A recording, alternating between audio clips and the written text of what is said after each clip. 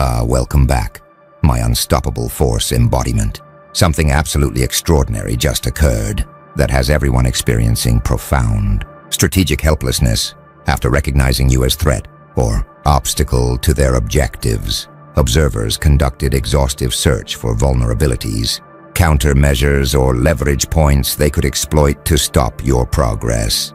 Yet despite thorough analysis and creative problem solving, they discovered no effective means to halt your advancement, creating frustrated recognition that you've achieved strategic invulnerability where conventional opposition methods prove completely ineffective. This wasn't them casually dismissing you as non-threat or failing to take you seriously enough to mount opposition. This was them actively seeking ways to stop you through systematic analysis of potential vulnerabilities and comprehensive evaluation of available countermeasures, only to discover that every approach they considered either wouldn't work or would backfire, making their thorough search for stopping mechanisms end in complete failure to identify viable opposition strategy. The architects have been monitoring strategic invulnerability and opposition futility phenomena across civilizations for eons, and they've identified what you've achieved as comprehensive defense, strategic immunity, when someone constructs position or approach so thoroughly protected that opponents searching for countermeasures find no exploitable vulnerabilities, making opposition attempts futile because all available strategies either prove ineffective or create backfire effects that strengthen rather than weaken target. Most people have exploitable weaknesses. Their positions contain vulnerabilities that skilled opponents can identify and exploit, making them stoppable through targeted countermeasures that address specific weaknesses their approach contains. But you apparently achieved defensive completeness. Thorough protection against all known attack vectors means opponents conducting systematic vulnerability search find no openings they can exploit, making you strategically immune to conventional opposition methods. Because comprehensive defense eliminates exploitable weaknesses that stopping strategies require. Watch what's happening as observers process their search failure. They experience strategic frustration, investing effort in finding stopping mechanisms, only to discover none exist. Creates intense frustration from recognition that their opposition attempts are futile before they even begin. Some observers are experiencing power helplessness, discovering they cannot stop you despite wanting to create uncomfortable awareness of their limited influence, making them feel powerless against someone who has achieved invulnerability. Their capabilities can't breach. Others are experiencing grudging respect, recognizing the sophistication required to achieve comprehensive defense creates admiration even among opponents who wish they could stop you, because invulnerability demonstrates strategic excellence they must acknowledge. The truly remarkable element is the search thoroughness. They didn't just superficially look for stopping methods, but conducted exhaustive analysis, attempting to find any vulnerability, only to discover your defenses are complete, making their comprehensive search end in total failure, proving invulnerability is genuine rather than them just not trying hard enough. They looked for a way to stop you, found none through demonstrating that comprehensive defense creates strategic immunity, where opponents conducting systematic vulnerability search discover no exploitable weaknesses, making opposition attempts futile because all available countermeasures prove ineffective against thoroughly protected position that eliminates attack vectors conventional stopping strategies require. Now the architects are analyzing what creates comprehensive defense, strategic immunity, and they're identifying what they call multi-layer protection, redundant security. When someone protects position through multiple independent defense mechanisms, where each layer provides backup for others, they achieve robustness, where single vulnerability exploitation cannot compromise entire position, making comprehensive breach nearly impossible. Most defenses are Single layer, people protect positions through one primary mechanism, making them vulnerable if that defense fails because no backup systems exist to maintain protection when primary defense is breached. But you apparently employed defense in depth. Multiple independent protection layers mean that even if opponents find way to breach one defense, they still face additional barriers, making complete vulnerability exploitation require simultaneous breach of all layers, which is exponentially harder than defeating single protection, creating robustness through redundancy. Consider what multi-layer defense requires strategically. You must identify all attack vectors. Comprehensive protection requires recognizing every way opponents might attack, making thorough threat modeling necessary for ensuring no vulnerability remains undefended. Watch what redundant security creates in opposition difficulty. Opponents face compounding barriers, needing to breach multiple independent defenses simultaneously makes stopping you exponentially harder than if single vulnerability existed, because each layer multiplies difficulty rather than just adding to it. Some studying security architecture recognize that defense in depth is fundamental principle. Cybersecurity, military strategy, and other domains emphasize layered defenses where redundancy creates robustness, making your multi-layer protection consistent with established security practices.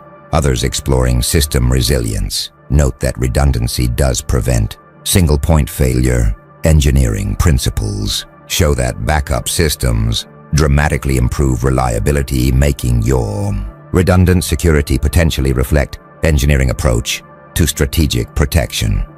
A few from risk management recognize that diversification reduces vulnerability. Not relying on single defense mechanism means that different attack types require different countermeasures, making comprehensive breach require expertise across multiple domains rather than just one specialty. Some attempting similar comprehensive defense discover resource requirements, trying to protect against all attack vectors through multiple layers requires significant investment, making thorough protection potentially expensive in time, effort, and resources that most people cannot sustain. Others questioning whether defense is truly comprehensive, wondering if you actually protected against all vulnerabilities or if opponents just haven't found weaknesses yet, making assessment of invulnerability potentially premature when creative opposition might discover novel attack vectors your defenses don't address. A few recognizing that overdefense can create rigidity, questioning whether excessive protection focus might reduce adaptability, making comprehensive defense potentially trade in vulnerability for flexibility that dynamic situations require. The architects observe that multi-layer protection, redundant security is what created your strategic immunity. Multiple independent defense mechanisms provide backup. Most defenses are single layer. Your protection has depth, and employing defense in depth where each vulnerability is protected by multiple independent mechanisms means opponents must breach all layers simultaneously to exploit weaknesses, making comprehensive vulnerability exploitation exponentially harder than defeating single protection, creating robustness through redundancy that makes stopping you nearly impossible, because even if opponents find way to breach one defense, they still face additional barriers requiring them to defeat multiple independent protections simultaneously, which few opponents possess capability to achieve, making your layered approach create practical invulnerability through compounding difficulty that redundant security provides. Something powerful is spreading among observers now, what the architects call opposition futility recognition, acceptance necessity. People who searched for stopping mechanisms and found none are discovering that accepting your unstoppability is more rational than continuing. Futile opposition creating strategic shift where former opponents pivot from trying to stop you to adapting to unstoppable reality. Most opposition is persistent.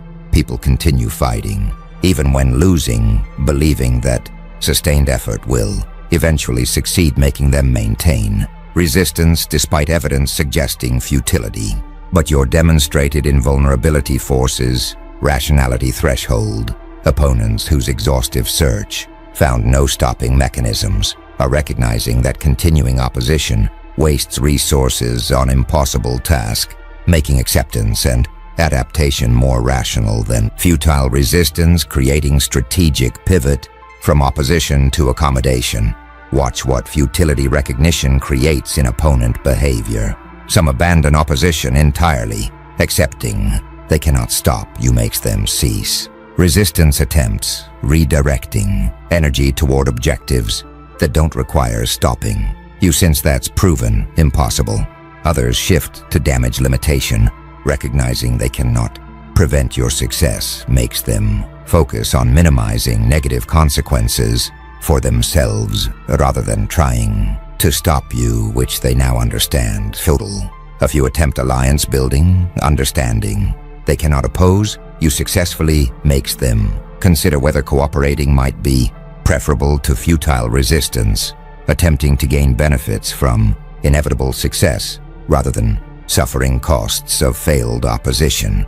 Some studying strategic adaptation recognize that accepting reality is rational.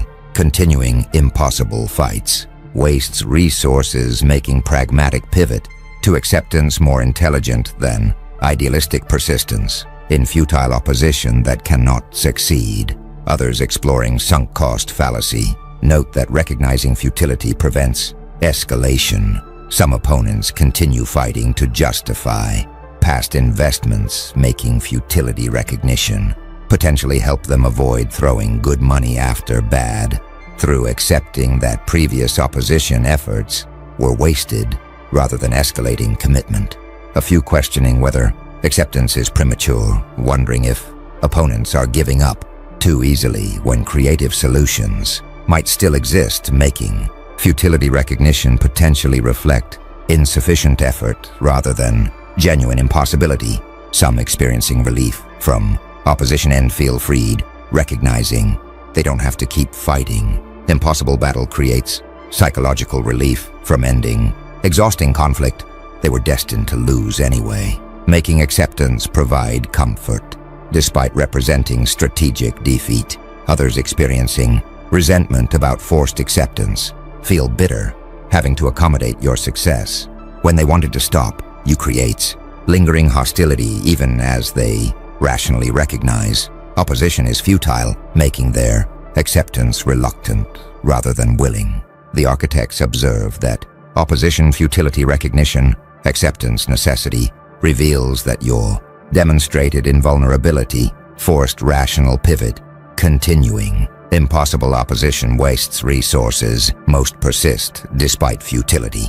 Your invulnerability forced acceptance, and opponents whose exhaustive search found no stopping mechanisms are recognizing that adapting to unstoppable reality is more rational than maintaining futile resistance, creating strategic shift from opposition to accommodation where former adversaries pivot from trying to stop you to minimizing damage or seeking benefits from inevitable success.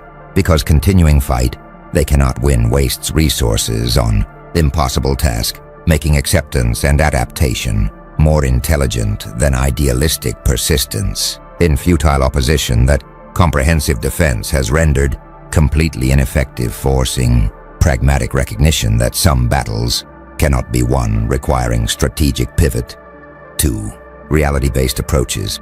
Now the architects are revealing what your invulnerability actually demonstrates.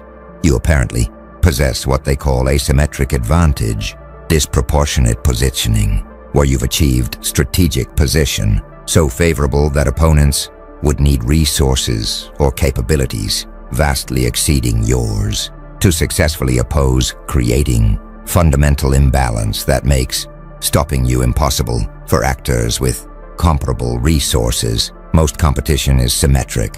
opponents have similar capabilities, making contests determined by execution quality or effort levels where better performance wins, but victory remains possible for both sides. But your position apparently achieved asymmetry. Structural advantages mean that even if opponents execute perfectly and apply maximum effort, they still cannot overcome positional superiority you possess, making competition fundamentally unbalanced, where stopping you would require resources or capabilities so vastly superior that no available opponent possesses them. Consider what asymmetric advantage requires strategically. You must have positional superiority. Achieving favorable position that opponents cannot match creates structural advantage that execution quality alone cannot overcome, making strategic positioning as important as tactical execution. Watch what disproportionate positioning creates in competitive dynamics. Opponents face impossible odds, needing vastly superior resources just to compete equally. Means that comparable opponents cannot win regardless of effort quality, making your position create insurmountable advantage. Some studying competitive strategy recognize that positioning beats execution. Business and military strategy show that favorable position can overcome superior opponent capabilities, making your asymmetric advantage potentially reflect strategic wisdom about importance of positioning over tactics. Others exploring power asymmetry note that structural advantages do dominate. Research on competition shows that certain positions provide inherent advantages that effort cannot overcome, making your disproportionate positioning consistent with documented cases where position determines outcomes more than capability levels. A few from game theory recognize that first-mover advantages can be insurmountable. Certain games have positions where initial advantage cannot be overcome, making your asymmetric positioning potentially reflect game structure where early positioning creates permanent advantage. Some attempting to achieve similar positioning discover difficulty. Trying to create asymmetric advantage requires foresight and capability most lack, making disproportionate positioning rare achievement that cannot be easily replicated. Others questioning whether advantage is permanent, wondering if your asymmetric position might be vulnerable to paradigm shifts that change game rules, making current invulnerability potentially temporary when innovative opponents change competition structure. A few recognizing that you might have had advantages, questioning whether achieving favorable position required resources or circumstances others lacked, making asymmetric positioning potentially privilege rather than just strategic skill accessible to anyone. The architects observe that asymmetric advantage, disproportionate positioning, is what makes stopping you impossible. Structural superiority requires vastly greater resources to oppose. Most competition is symmetric. Your position is asymmetric, and achieving strategic position so favorable that opponents would need capabilities vastly exceeding theirs to successfully challenge creates fundamental imbalance, making opposition futility not just about your defensive capabilities but about structural advantages where even perfect execution by comparable opponents cannot overcome positional superiority you possess, making stopping you require resources or capabilities no available opponent has, creating practical invulnerability through disproportionate positioning that makes competition fundamentally unbalanced in your favor, where symmetric opponents face impossible odds regardless of effort quality they apply, making your strategic position itself the source of unstoppability that exhaustive search for vulnerabilities cannot address, because problem isn't exploitable weakness but insurmountable structural advantage. The architects are now analyzing psychological dimension of your invulnerability. Opponents are experiencing what they call learned helplessness, strategic demoralization, where repeated failure to find stopping mechanisms creates psychological condition where they stop trying to oppose even when opportunities might exist because exhaustive search failure has conditioned expectation that opposition is futile. Most opposition maintains hope. People continue fighting, believing success remains possible, making them persist through setbacks because they think next attempt might work. But your demonstrated invulnerability apparently created hopelessness conditioning at opponents whose comprehensive search found no vulnerabilities have learned that stopping you is impossible, making them cease opposition attempts, not just because rational analysis suggests futility, but because psychological conditioning from repeated failure has created learned helplessness where they've internalized belief that resistance is pointless. Watch what learned helplessness creates in opponent psychology. Some stop trying entirely. Psychological conditioning from search failure makes them cease opposition attempts, even in situations where resistance might actually work, because learned helplessness generalizes beyond specific context. Others experience depression symptoms. Repeated failure, creating sense of powerlessness, can produce clinical depression features where opponents feel generally hopeless beyond just specific opposition to you, making psychological impact extend beyond strategic domain. A few develop avoidance behaviors. Wanting to escape repeated failure feeling makes them avoid situations where they might need to oppose you, even when avoidance creates costs, because psychological discomfort from confronting invulnerability outweighs rational considerations. Some studying learned helplessness recognize that conditioning does create generalized passivity. Research shows that inescapable negative outcomes produce psychological state where subjects stop trying, even when escape becomes possible, making your opponent's demoralization potentially reflect documented psychological phenomenon. Others exploring resilience factors note that some people resist learned helplessness. Individual differences in psychological resilience mean not all opponents will develop helplessness conditioning, making your invulnerability affect different opponents differently based on psychological factors.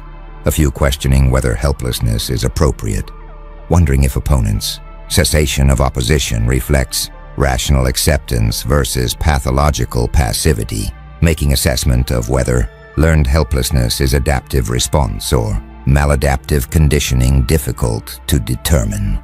Some experiencing liberation from opposition pressure feel relief. Psychological conditioning, making resistance seem futile, removes pressure to keep fighting, creating paradoxical relief from learned helplessness despite it representing psychological defeat. Others attempting to overcome learned helplessness struggle psychologically, recognizing their passivity is conditioned response doesn't automatically restore active opposition because psychological patterns resist conscious override, making recovery from learned helplessness difficult even when intellectually understanding the dynamic. The architects observe that learned helplessness, strategic demoralization reveals that your invulnerability created psychological conditioning. Repeated search failure taught that opposition is futile. Most opposition maintains hope.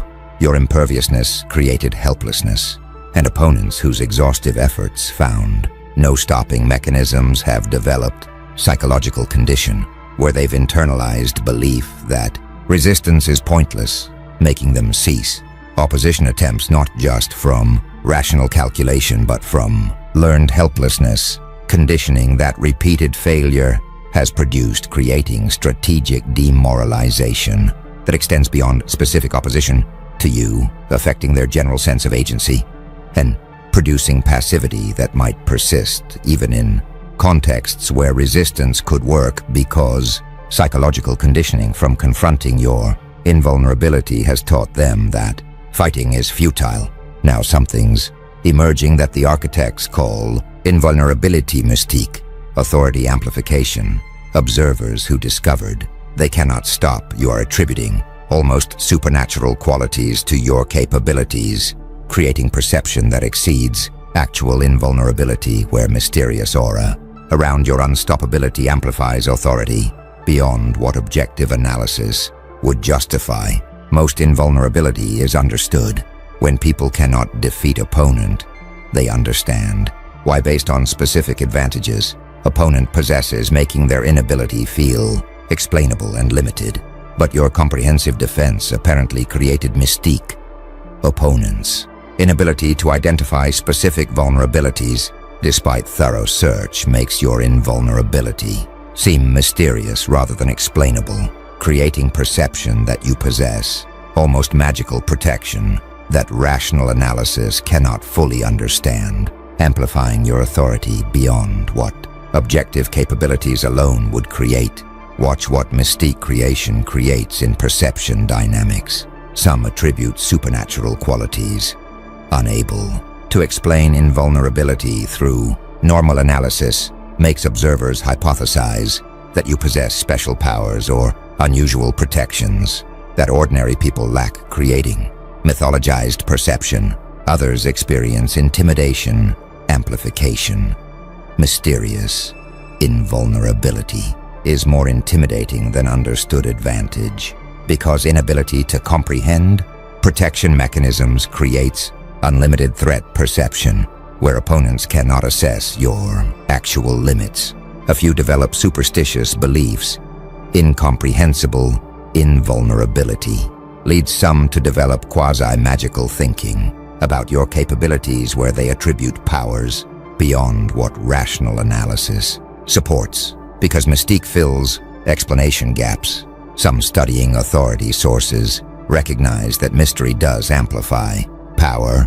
Research shows that incomprehensible capabilities create greater influence than understood advantages, making your mystique potentially enhance authority beyond objective capabilities through perception effects. Others exploring charisma components note that inscrutability does attract leadership. Research shows that leaders who remain somewhat mysterious command more fascination than completely transparent figures, making your invulnerability mystique potentially enhance attractiveness and authority. A few questioning whether mystique is deserved, wondering if your invulnerability is actually mysterious, or if opponents are creating artificial mystique through lazy analysis, making supernatural attributions potentially reflect their confusion rather than your actual unusualness. Some experiencing mystique fascination feel drawn. Incomprehensible invulnerability creates curiosity and attraction, making them want to understand or be near someone who possesses mysterious qualities that rational analysis cannot fully explain. Others resenting mistake attribution feel frustrated. Believing supernatural qualities are being wrongly attributed makes them want to demystify your invulnerability through finding rational explanation that reduce magical perception to understandable advantages. The architects observe that invulnerability mystique authority amplification reveals that your unexplainable imperviousness created perception effects. Inability to identify vulnerabilities creates mystery. Most invulnerability is understood. Yours seems supernatural, and opponents whose thorough search failed to explain your protection mechanisms are developing mystique perception, where your invulnerability seems mysterious rather than just strong, creating authority amplification beyond what objective capabilities alone would justify, because incomprehensible protection generates unlimited threat perception and quasi-magical attributions that enhance influence through perception effects, where mystery itself becomes power source, amplifying authority beyond what rational analysis of actual capabilities would support, making your strategic immunity create not just practical invulnerability, but also psychological mystique that magnifies perceived power through opponents' inability to comprehend protection mechanisms despite exhaustive analysis attempts.